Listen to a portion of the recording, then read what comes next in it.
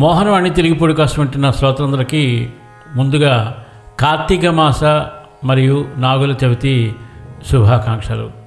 ఈరోజు చాలా పరమ పవిత్రమైన రోజు కాబట్టి ఆ నాగదేవత అందరికీ కూడా వారి ఇష్టాలను తీర్చి కరుణించాలని చెప్పి మనస్ఫూర్తిగా కోరుకుంటూ ఈరోజు ఎపిసోడ్లో మనం నాగుల చవితి సందర్భంగా నాగుల చవితి మహత్యం, దీంట్లో కొన్ని అద్భుతమైన విషయాలు ఉన్నాయి. అవేమిటో విని తెలుసుకుందాం. ఈ రోజున సూర్యోదయానికి ముందుగా తూర్పు దిశలో ఆకాశంలో శేషుని నక్షత్ర రూపం దర్శనం ఇస్తుంది.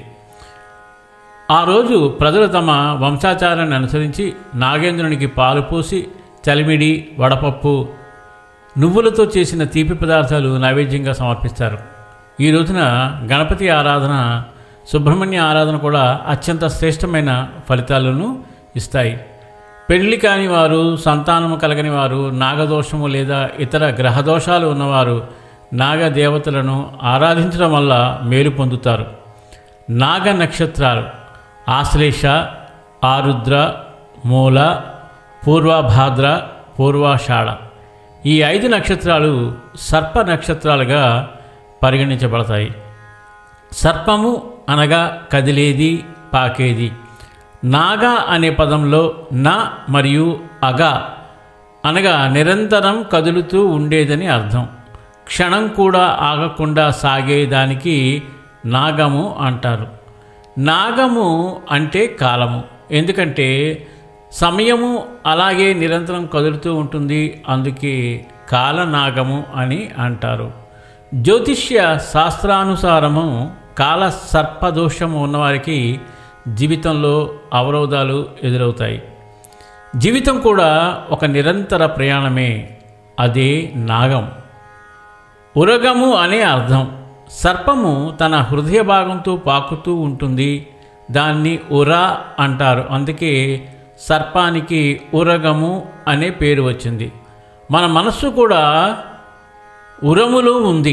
అది చెప్పినట్లు నడిచే మనుషులమైన మనము ఉరగములమే. సర్వము మన జీవితంలో వివాహము, కర్మ, ధర్మ ఘట్టాలను సూచిస్తుంది. అందుకే నాగులను ఆరాధించడం ఒక జీవన చిహ్నం. కార్తీక మాసంలో నాగారాధన ప్రాముఖ్యత. కార్తీక మాసం అగ్నిదేవుని మాసము. జీవనానికి కావలసిన ఉత్తేజము, తేజస్సు సూర్యుడు, అగ్నిదేవుని కరుణ వల్ల కలుగుతుంది. శ్రీహరికి శయ్య, శంకరునికి ఆభరణము సర్పమే. అందుకే నాగారాధన చేస్తే హరిహరుల అనుగ్రహం లభిస్తుంది. కార్తీక మాసమంతా ఇంట్లో నాగప్రతిమను పూజిస్తూ నాగస్తుతి చేస్తే పరమాత్మ అనుగ్రహిస్తాడు. నెలంతా చేయలేకపోయినా కనీసం కార్తీక శుద్ధ చవితి నాడు నాగులను ఆరాధించాలి. చవితి అంటే 4వది. 4 పురుషార్థాలలో చివరిది మోక్షం. అందుకే నాగులను ఆరాధిస్తే మోక్షప్రాప్తి లభిస్తుంది. నాగులకు పాలు పోయడంలోని అంతరార్థం. పాలు స్వచ్ఛతకు ప్రతీక. పాలను వేడి చేసి చల్లగా చేసి కొద్దిగా చల్ల కలిపితే పెరుగు అవుతుంది. ఆ పెరుగు నుంచి వెన్న, వెన్న నుంచి నెయ్యి, హవిస్సుగా మారుతుంది. ఇలానే మన జీవితాన్ని పాలను పోల్చుకుంటే జ్ఞానమనే వేడి, వివేకమనే చల్ల, సుఖమనే పెరుగు, ఔదార్యమనే కవం, శాంతిమనే చల్ల, సమాజ సేవ అనే వెన్న, ఇవన్నీ కలిపితే త్యాగం, యోగం, భోగం అనే నెయ్యి పుడుతుంది.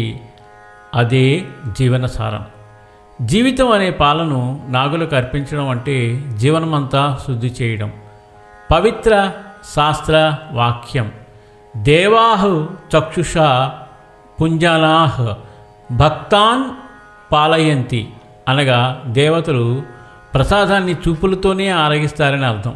అందుకే పాములు పాలు తాగవు అనే అపోహతో పాలు పోయడం మానకూడదు. కొద్దిగా పాలను పుట్టలో పోసి మిగిలిన పాలను మనం నైవేద్యంగా స్వీకరించాలి.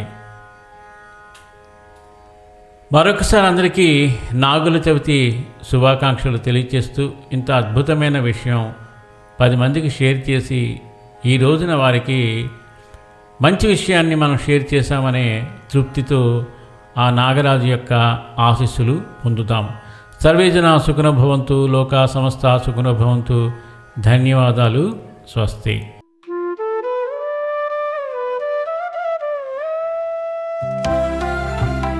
సత్సంగం సత్సంగం భగవంతుని లీలలు, సాధు సత్పురుషుల గాథలు, మహాత్ముల జీవిత గాథలు,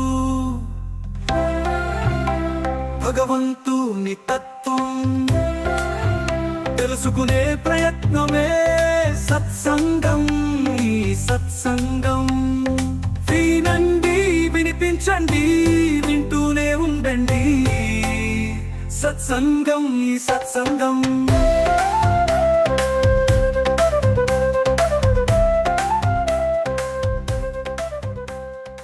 మోహనవాణి తెలుగు పాడ్కాస్ట్ వింటున్న శ్రోతలందరికీ హృదయపూర్వక ధన్యవాదాలు. వినండి, వినిపించండి, వింటూనే ఉండండి. మోహనవాణి తెలుగు పాడ్కాస్ట్ మీరు వింటున్నారు.